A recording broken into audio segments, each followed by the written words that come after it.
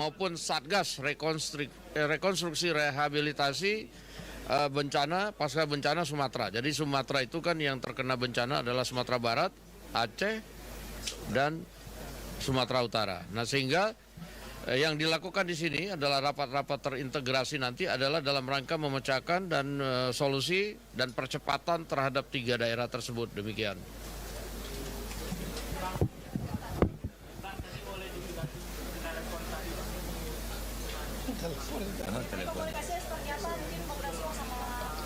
Jadi tadi Pak Wagub kan minta supaya soal efisiensi transfer daerah untuk di daerah Aceh agak dilonggarkan.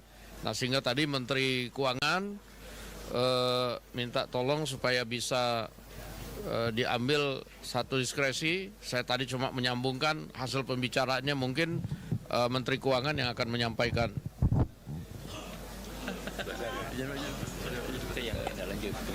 Ini sebenarnya tindak lanjut janji saya waktu satu meeting sebelumnya ya Pak. Cuman karena belum sempat berdiskusi itu, barusan ditanya lagi, jadi saya minta Pak Ketua untuk menyampaikan ke Pak Presiden. Dia kan punya hotline. Pak Presiden telepon saya, kita telepon beliau dan beliau bertanya ke saya tadi, itu apa? Ya saya bilang tadi ada transfer ke daerah yang dipotong untuk daerah, bukan Aceh aja, semua daerah. Dan kalau kita kurangi kan bagus Pak, Aceh bisa ada dana tambah untuk menjalankan program pembangunannya gitu. Dia bilang saya setuju, beliau bilang saya setuju. Dan pertanyaan ada lagi nih, gimana untuk 2 daerah yang lain? Jawab. Saya bilang kira-kira harusnya equal treatment sama, tapi akan kita umumkan nanti. Saya udah umumkan kalau gitu ya. Nanti beliau yang umumkan pada waktu ke Sumatera Barat dan ke Sumatera Utara, mungkin begitu. Jadi mereka aman. Oh, di sini loh. Dari Pak Ketua usulan yang 5.000 personil itu Pak, apakah udah ada siapin anggaran itu? Yang mana? Tambah. Oh, tambah Polri anggaran. Dia menggunakan anggaran mereka. Mereka anggarannya besar, harusnya cukup. 150 triliunan, jadi cukup lah mereka untuk realokasi sedikit sih, nggak masalah untuk mereka. Pak, soal ada tradisi yang membeli sapi itu Pak, sebelum Ramadan itu bakal ada tambahan anggaran atau seperti apa? Gini, nanti kalau uang itu udah masuk, paling nggak daya belinya udah bagus sedikit kan. Seandainya butuh sapi pun, yang dibantu nggak sebanyak pada saat sekarang. Itu saya pikir sih nanti akan diputuskan seperti apa. Tapi dengan bantuan dana seperti tadi, di pengembalian uang ke asalnya, transfer dari ke asalnya, mereka punya cukup uang untuk melakukan hal tersebut. Kalau Anda lihat tadi kan saya bilang kan kayak Aceh Tamiang, saya transfer 40 sekian miliar sekarang. Dia punya di rekeningnya 130. Jadi kemungkinan besar, jadi kalau digobangnya hampir 170 ya. Kalau dilihat dari situ, kira-kira uang bukan masalah untuk Pemda, cuman sekarang karena pemerintahnya belum bisa berjalan karena kendala bencana ini aja. Tapi begitu itu beres, harusnya sih akan cepat balik ke normal. Nanti kalau kurang akan dibantu oleh Pak Tito sebagai bos.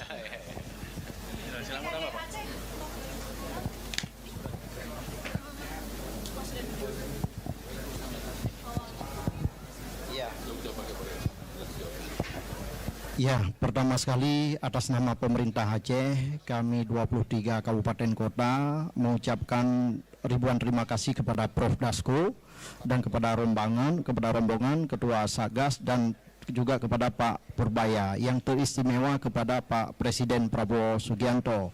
Tadi dalam rapat, begitu Prof. Dasko menghubungi Pak Presiden, langsung berbicara dengan Pak Menteri Keuangan, Pak Purbaya, dan langsung beliau menjawab dengan tegas.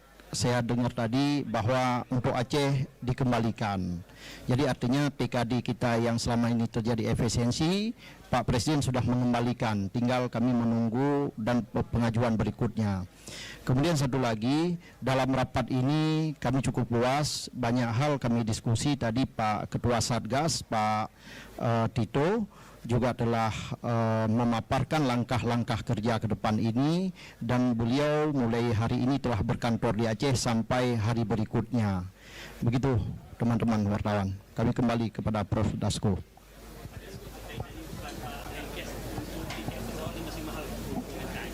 Ini Pak Tito nanti jawab. Iya betul. Jadi kami akan koordinasi dengan airlines melalui khususnya Menteri Perhubungan ya, Pak Dudi, Dirjen Perhubungan Udara, supaya betul-betul bisa berkoordinasi dengan airlines agar harganya terjangkau. Karena kita tahu pada waktu Nataru kemarin ada kebijakan dari pemerintah pusat yang diumumkan oleh Menteri Keuangan, diskon angkutan udara. Itu sebenarnya usulan dari saya waktu itu karena saya diberi tugas oleh Bapak Presiden untuk mengendalikan inflasi daerah. Kalau biasanya menjelang Natal Tahun Baru, Lebaran, airline menaikkan. Saya bilang not fair lah, karena kan jumlah penumpang penuh. Jadi kalau untung silakan untung, tapi jangan untung terlalu tinggi. Mengambilnya biasanya harga acuan pemerintah yang tertinggi. Nah, itu otomatis akan memberatkan masyarakat dan itu akan memicu inflasi. Terbukti di bulan Desember itu terjadi kenaikan sedikit inflasi dari 2,72 menjadi 2,292. Penyumbangnya salah satunya lah transportasi angkutan udara. Nah ini jadi kami akan koordinasi dengan Pak Menteri Perhubungan lagi ya, supaya betul-betul airline ini bisa ya entah dengan cara soft atau dengan cara yang keras sedikit supaya betul boleh untung, tapi jangan sampai memberatkan masyarakat dan menaikkan inflasi. Terutama nanti menjelang Lebaran. Biasanya trennya akan muncul di situ, di Natal Tahun Baru dan menjelang Lebaran. Ketika penumpangnya padat, dia naikkan harga. Itu sebaiknya janganlah. Ini nasionalisme nih soal bencana. Terima kasih.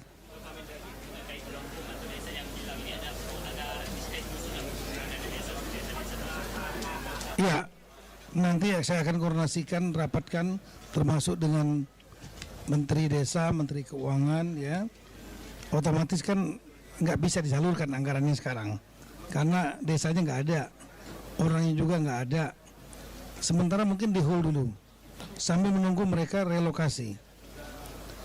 Begitu sudah ada relokasi nanti, koordinasi kita dengan Menteri Pemukiman, Pak Arad Sirait, ya.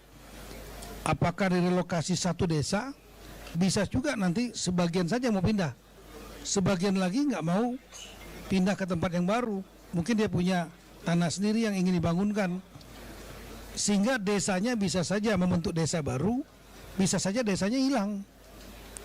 Nah kalau desanya baru, ya kita akan hitung lagi, ada perhitungan itu. Berapa bagiannya mereka, kalau penduduknya kurang, ya dikurangi juga. Tapi kalau seandainya desanya lengkap, ya mereka mendapatkan dana yang lengkap yang di hold dulu. Karena mau diserahkan ke siapa? Mau apa yang dibangun kan? Orang longsor sudah hilang semua, banjir. Nah kemudian kalau seandainya nanti dia ternyata hanya sedikit saja ke tempat relokasi desa baru, yang lainnya memilih tinggal tempat lain, kita akan hitung apakah ini masih layak untuk menjadi desa. Kalau dia layak menjadi desa, ya kita ada thresholdnya, ada benchmarknya, jumlah penduduk dan lain-lain. Kalau seandainya ternyata ini nggak bisa menjadi desa lagi, ya otomatis digabungkan dengan desa sebelahnya. Tapi kalau anggarannya ya berarti ikut anggaran desa sebelahnya, ditambah itu anggarannya. Tapi kalau seandainya desa itu hilang sama sekali, ya otomatis nggak dapat dana desanya di situ. Ya, penduduknya akan ikut kepada desa yang baru. Makasih.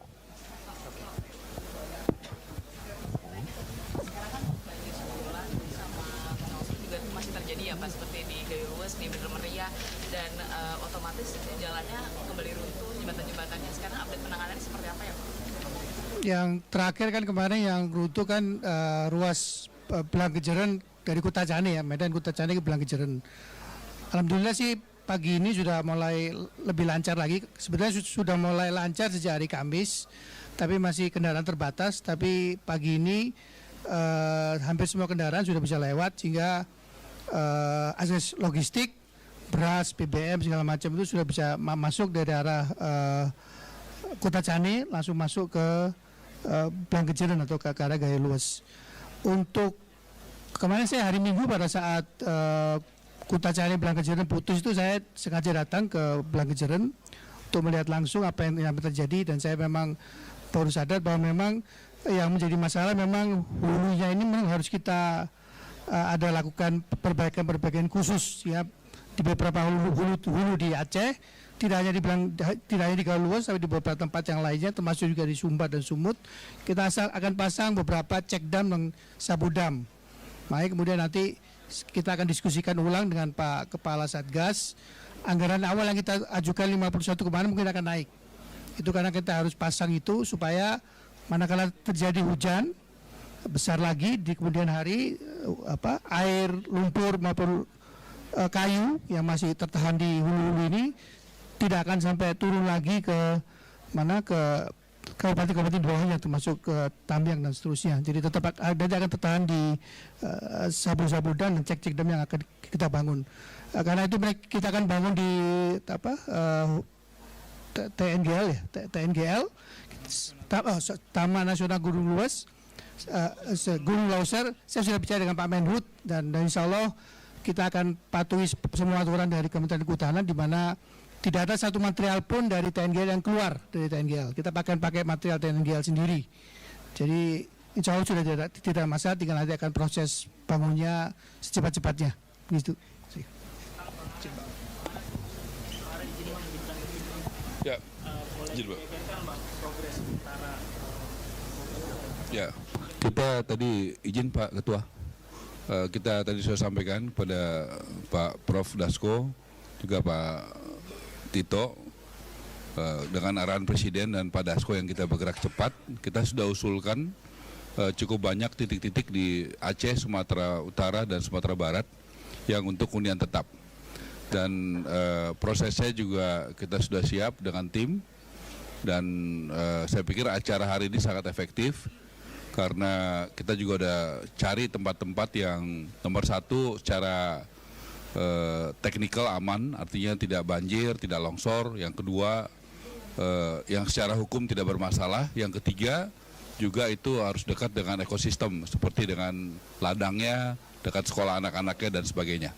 Dan kami dapat kerjasama yang baik. Saya pikir Pak Wagub bekerja dengan cepat dan efektif ya. Bupati-bupati juga sangat membantu. Kita siap intinya dari perumahan untuk bisa segera melakukan itu dan sesegera mungkin. Karena kita akan membangun hunian tetap. Itu adalah tugas kami, membangun hunian tetap sesuai dengan job desk-nya. Demikian. Ya.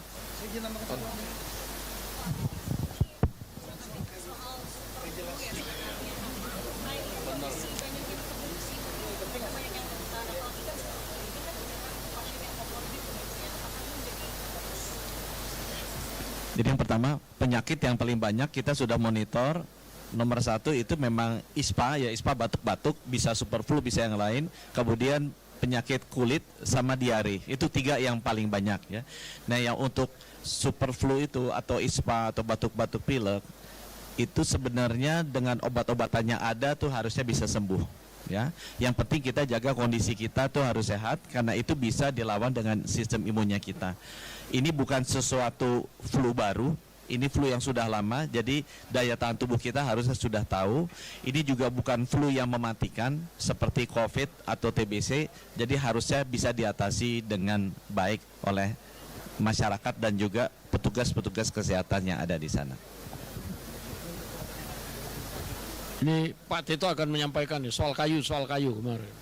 Jadi rekan-rekan, koordinasi kita dengan Menteri Kehutanan ya, udah clear bahwa kayu-kayu itu dapat dimanfaatkan oleh warga.